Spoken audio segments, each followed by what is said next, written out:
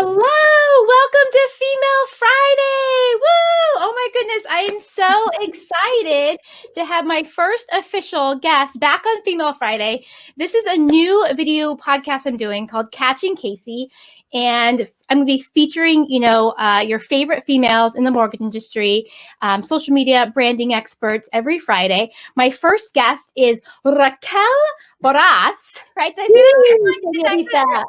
Chief Excitement Officer and founder of True to You Branding, and she's a social media marketing branding expert. So we're so glad to have her today. So Raquel, give us some background. Who are you? What are you doing? I don't think you need an introduction, but I'm going to ask you to have one. I feel like that's a loaded question of like, who am I? Who are you? What's happening? Tell me everything. On this planet.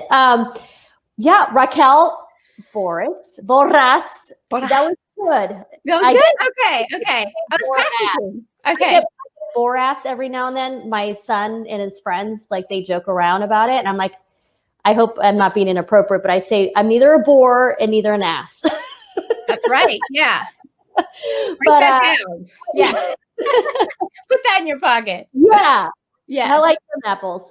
Yeah. So I started in the mortgage industry about 6 years ago. So that's how you and I connected. Yes. And then I started my own business this past January doing personal branding. My career journey kind of led to that place. And so here I am, on this podcast with you. And I don't know, it's just like you said, tell me about yourself. I'm still learning so much. Like even today, I just had a conversation with one of my friends in my co-working space, and we got deep. And so I just in this wonky place of just learning about myself and life. And I love it. I love that about you. And I think, I've had, some time to get to know you, and you're an expert at building authentic relationships, right? And holding space for people. So I think it's so great that you are launching this coaching career and, becoming, an expert, and you are an expert in, the social media and branding and marketing, and you have, the mortgage background as well. So, so how far along are you with the coaching, and what does that look like? So it's interesting because the word coaching, I don't know. I use coaching because with the Social Coach app, I'm technically a coach on that app. Okay. But as far as being a coach, I don't really see myself that way. Okay. I kind of see myself more of a cheerleader. I love that. Mm-hmm. Yeah, because I'm in a place where I'm just trying to empower and support and inspire other people, especially other women. And so I just feel like I'm like this positive cheerleader, and I'm just trying to help other folks create authentic connections on their social media as well. And so I guess that's kind of like, where the coaching comes in, if you will. But I don't consider myself a coach. I don't even consider myself an expert or whatever, or influencer. It's funny, these buzzwords that people use. And it's like, for some of us, we're like, what? Right. That's how I am. I'm like, really? Absolutely. Well, I see you as an expert. Well, thank you. I appreciate it. Everywhere right now. And you do such a great job, and you're so willing to connect to people and have conversations. And, you're just so authentic, like I said, in your relationships, and you know how to hold space for people and for women. And you also are really passionate about helping other generations. We talked about your passion. So let's talk about that a little bit. Yeah. So let's see. I have several passions that I'm trying to, figure out a way to kind of have that be as part of my career, if you will. Mm-hmm. So the first, so I come from an artistic background. My mom's an artist, my great aunt. I was an art history major. I grew up with parents collecting art, going to art galleries. So art's really important in my life, and being that I paint as well. So I'm trying to figure out a way how to kind of tap into that more, because it's just really important for me, but there's a reason why they call them struggling artists. It's hard to be a professional artist and really be able to, be financially stable. Right. So I can't really just focus on that, even though there was a place there was a time in my life where I'm like, maybe I should just focus on art. Right. And then I realized, no, that's too hard. And plus, people don't realize that it's really emotionally draining. There's a lot that goes into painting. When I paint, like, I pretty much I'm giving some of myself to that painting. Mm-hmm. So I do want to tap into that a little bit more. Another passion of mine is mental health awareness, being that I myself have experienced depression and had attempted suicide when I was in college. And for the longest time, I was very hush-hush about it because there is a lot of stigma around it. There's a lot of shame, guilt. I just felt like you almost feel dirty about it. And it wasn't until just recently in the last couple of years that people have been kind of opening up as well. And I just felt like, okay, well, now I have a platform. I have people that actually listen to what I have to say. And a lot of people also perceive me as someone that is always happy, that has had this fantastic life. And that's not the case. I've struggled myself. I've had quite a few hardships. There's a few things that I've experienced that I haven't even shared with people yet. We'll see down the road if I share those. But right now I'm sharing my experience of depression and attempting suicide. And so I feel like, okay, now how can I do that to help others? And so that's why for me, I love children. I love just the younger generation. I have a 19 and 16-year-old. So I'm very well versed with teenagers right now. Yes. And, I have their friends over at my place a lot, and we have a lot of open dialogue, and I ask them a lot of questions. And I just realized that unfortunately we're in a time where not many people are connecting with their kids or teenagers in general with social media because they're so focused on their phones that a lot of parents, I think, are kind of hesitant to just like disrupt that and be like, hey, give me your phone, let's talk. Because a lot of kids are going to quickly be like, I have nothing to say to you. Why do I want to share anything with you? But it's just giving them that space and the permission to be able to open up. And so I learned a lot with my own children. And so I feel like I could offer a lot to other parents that might be in that place that might not understand how to kind of connect with their teens or relate with them. And so I'm being more vocal about that as well. And I would love to speak eventually to teens, to teen parents. Those two things right now are huge for me. And then they're big, catastrophic things that are happening in this world. In the sense of absolutely. The timing is now, right? Yeah. And even with the artwork, it's because it's a way for me it's therapy for me as well. It's a way of me being creative. And I feel like a lot of people need to be tapping into those parts of themselves that maybe they've been closed off to. That's kind of like where I'm at. And the personal branding, that just kind of like naturally happened in a way where, just like you, we're just putting ourselves out there in a very authentic way. And I feel like everybody should be able to do that. So if, like, we can set an example of being able to do it ourselves, then hopefully others will do that too. And hopefully we can kind of change the way social media is run right now. Yep.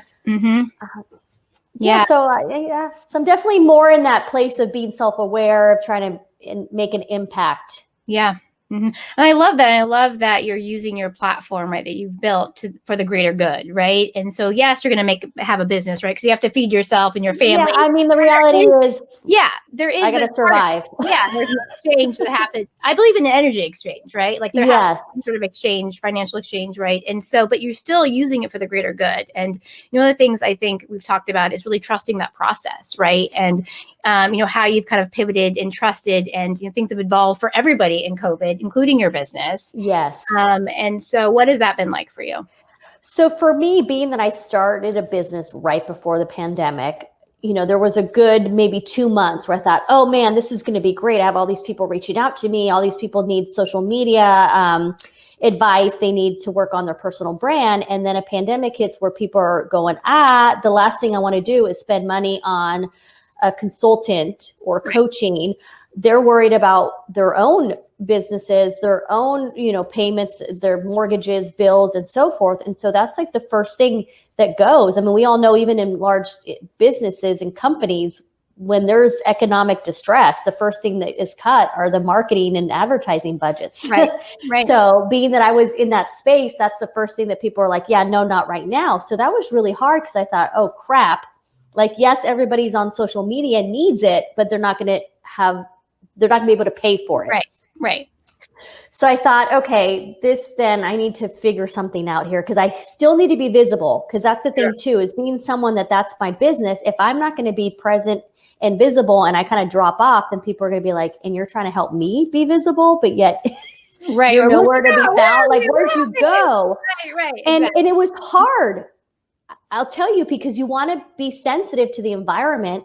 You want to be sensitive to what is happening, but at the same time, it's like I still needed to grind and I couldn't give up. I mean, I could have given up, but I personally didn't want to give up. Right. So I just started putting content out there of like what I do and giving tips and advice on just getting your brand out there and just doing it for free. And at the same time, I wanted to be a positive influence on social media. So I was just doing posts that were hopefully making people laugh and smile. I mean, I was doing some where I was just like bloopers or just dancing or just being a total goof. Yeah. But I felt like a lot of us just needed that because there was so much negativity and just it's tough. I mean, there was a lot of things going. It wasn't just the pandemic. There was like social injustice going on. I mean, Black Lives Matter. I mean, there was a lot. It was a lot. Yeah. A lot. And I know there were plenty of people that thought, I can't be on social media right now. Like, this is really too difficult. I don't know what to say, what to do. And I thought, okay, I just need to follow my heart and my gut and say and do things that feel right and that are just really just from the heart. And that's what I did. And luckily, people actually kind of were drawn to it. And so I just started getting asked to be on podcasts to talk about what I was doing and how I was kind of navigating a new business and social media during all of this. And it's funny how, perception is reality. So when you start getting on podcasts and people start demanding you, it's like everyone wants like a piece of you, which it's funny. I was like, I do. I mean, but it's great. I mean, I love it. Like I'm very humbled by it, if anything. The fact that people actually want to hear what I have to say, for me, it's like, wow, okay. But I want to be really self-aware about what I'm saying. Sure. And it is hard because I'm the type of person where even today I was watching back on a podcast, my head goes a mile a minute. Like my thoughts, I don't really have ADD, but as a creative, as someone that just like has a lot of energy, there's a lot that goes on up here. And for me to be able to actually say it and verbalize it, it's really hard for me. Yeah. So I look back at these podcasts and I'm like, I sound like a babbling idiot. I mean, and never. So as I'm talking to you, I'm like in my head thinking, okay, did that even make sense in itself? Right. So that's been a learning experience for me, just hearing myself speak and trying to convey a message and convey things in a way that makes sense. Yes. But that's where I tell people that you don't need to be perfect. Right. You just speak your truth, speak it from the heart. And so that's why I allow myself to not get too caught up in how I sound or the way I look, because I want everybody to get out there and put themselves out there in a way where nobody else is judging them and nobody else is being like, oh, did she just say like 10 million times or so or whatever? Right. Yes, I did. Okay. Yeah. Absolutely. I did, but at least I'm trying. At least I'm putting myself out there. I'm doing it. I'm putting myself out there. I'm doing the deal. And I love what you said about the mind. I think sometimes I have that as a female. I'm always criticizing myself, or after a big call, I'll call my colleague and be like, how'd I do? What'd I sound like? Was I okay? Right. And I've been working on that confidence of talking and expressing myself. And remember, one of the first posts I ever did on social media years and years ago on LinkedIn, someone criticized me for it and was like, that's not professional. And you know what I did?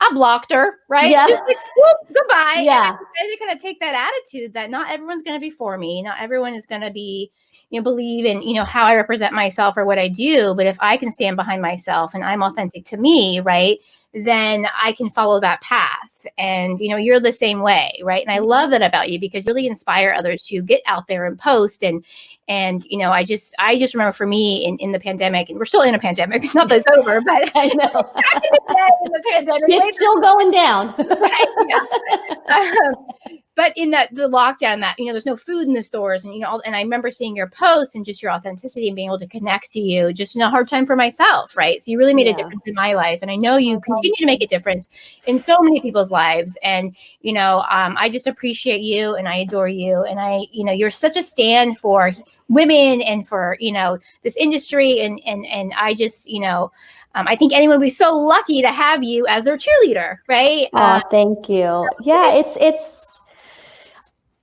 it's an interesting place to be. And oddly enough, I was just having a conversation with one of my I'm in a co-working space, so that's why I'm doing this. And this is actually a great story, because you and I were talking the other day about women supporting women. And, I'll admit, I've never been a girl's girl. Right. I was always someone that had more male friends, surrounded myself with men in this, because it was like no drama. Right. Like, let's be honest, women we tend to be catty, the gossip, all of that. Not all of us, but right, exactly. Yeah. But there's those moments, right? And I think we just as women have been conditioned to kind of act that way. We think like that's how it's done, and it's not. And I think we're changing it, and we're evolving even ourselves. And so my friend who I was talking to, she and I did not like each other. I want to say 10 years ago, or a little bit over a decade ago, we both were yoga instructors at the same yoga studio. I was a yoga instructor. Yes. You didn't know that? Okay. Yeah. I taught for years, cycle and yoga. That's amazing. Yes. So we taught at the same yoga studio, and she was the manager at the time. And for whatever reason, we let outside noise and outside influences kind of get to us. So she, for whatever reason, kind of didn't like me. For whatever reason, I didn't like her, but we didn't really know each other. But it was a lot of insecurities. I was going through some stuff. She was going through stuff. She didn't know I was going through a divorce. I didn't know she was going through all these other things in her life. And years later, because of social media, we were just reconnected, and we realized that we are so much alike. Aww. And we realized that we were letting outside influences manipulate our thoughts. And the fact that we could open up about it and be vulnerable about it and be like, yeah, you know what, that sucked that I thought this about you. And well, I thought this about you. And I'm like, where did that come from? She's like, I don't know. And we just realized that it was so stupid. And here over a decade later, now we're probably going to collaborate and do some stuff, because she's a mindset coach, and she still teaches yoga. And we just, look at each other, and we're thinking like, this is crazy how life brought us back together. And now we are growing. We're realizing that we're so much more alike than we are. And so many of us are more alike than we think we are. We just don't open up and share our stories. So then we can't really be like, oh, hey, I've experienced that too. That's why I open up, because I want people to be like, oh, wait, me too.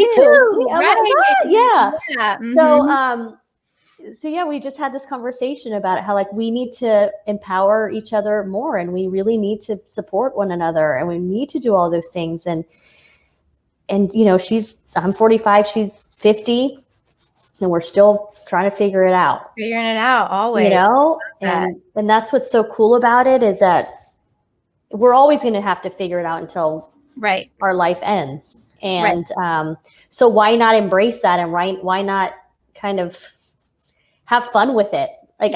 Now the unknown to me is exciting, where before it was really scary for me, not knowing what the future was going to hold and not having control.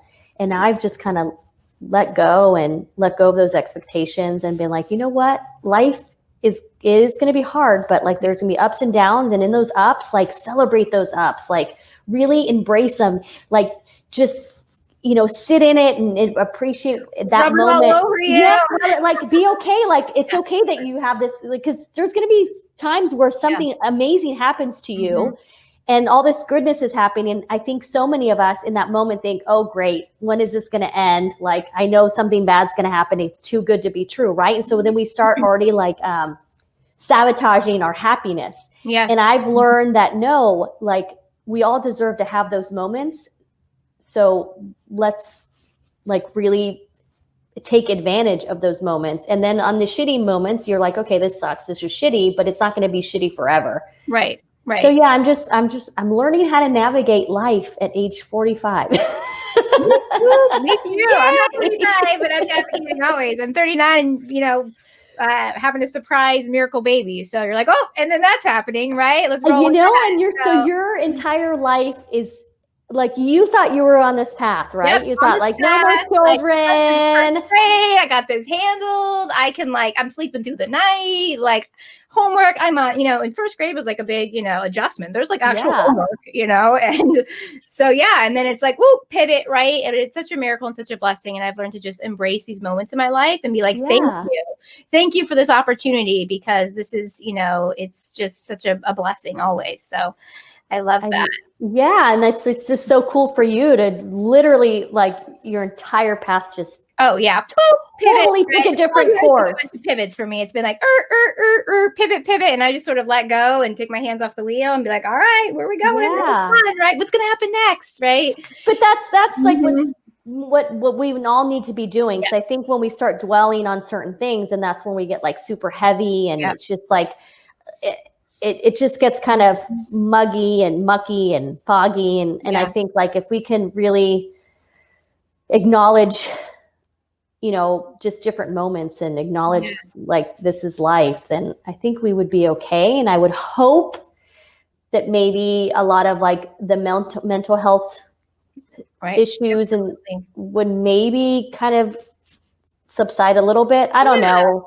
I think it is about that connection, right? And about, connecting with people, knowing you're not alone and that other people have these thoughts, and that isolation in your mind is what kind of separates people, I think, in a lot of times in mental illness. So that connection, that sharing about that, being authentic, that you do that, keeping it, not light, because life isn't always light, and you have to acknowledge the hard times, right? But then you gotta, continue to move forward and talk about it and share. And I think that's what you're so great about, and that's how you continue to help people, is that you're a sharer, right? And you're like, yeah, me too. I did this, and sharing is caring. Yeah, I'm so you can too, right? And so, it's obviously a really big, complicated issue, but I'm very familiar with lots of family and friends who've struggled. So I'm, not an expert, but, definitely experienced a lot in my life as well. So I just really appreciate everything you're doing for the world. Okay, I have one more question for you, because we're almost out of time. So I recently did a video with our good friend, Joe Wilson from Social Coach, and we love Joe. Woo, Joe, shout out. We've known Joe for a while. I just got to know him. I do. I think he is the best. And I was telling someone the other day that's what makes even like Social Coach even better working on this app and being part of it, is because it's him. Yes.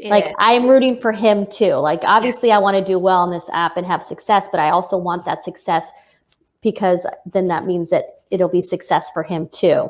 Right. I know. I love that. He's so great. And so we talked about, tips for social media, and one of the things I talked about for me and is sort of finding that why in the social media, like what's underneath it. Right. And once you kind of find that, and I had so many people reach out to me and like, how do you find your why? What's your why? Can you help me find my why? And I'm like, well, I'm not an expert yet. I'm not coaching or anything, but so what would your tips be if you can give anyone a tip for like finding their why, or starting their social media brand, or putting themselves out there if they're struggling? Like, what would your tip be?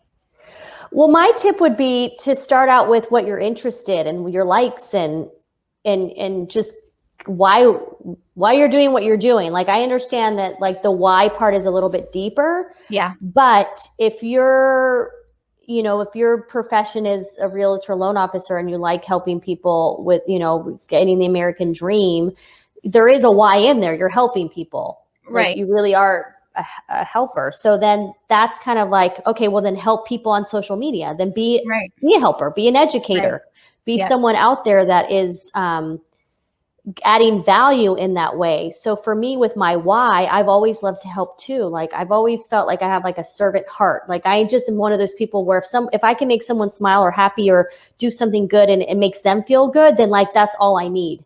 Like, it just fills my well so much.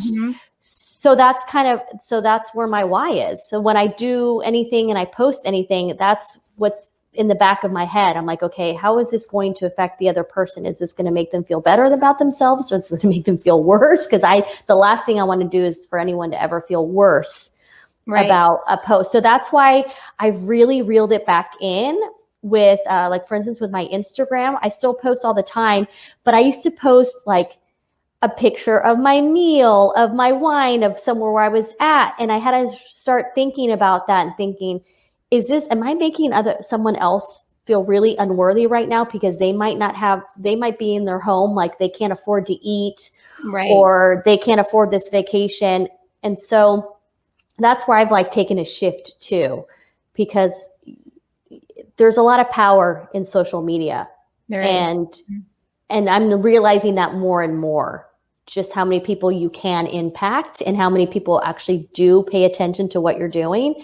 I mean, even hashtags, like people are following hashtags. Yes. So be vigilant of what your hashtags are. So for instance, funny little story, right before I got on, I got a message on my Instagram from a woman who works for the Dr. Oz show in New York City. And she said, hey, can we use this picture? Because we're doing a segment on early voting. And I had done a picture just 2 days ago because I voted early, had my mask on, had the sticker, and I hashtag vote early. And I did maybe 4 or 5 hashtags. Well, obviously they were following the vote early hashtag. Well, now they're going to use my picture. They're going to send me a release to be able to release my picture so they can do whatever segment, right?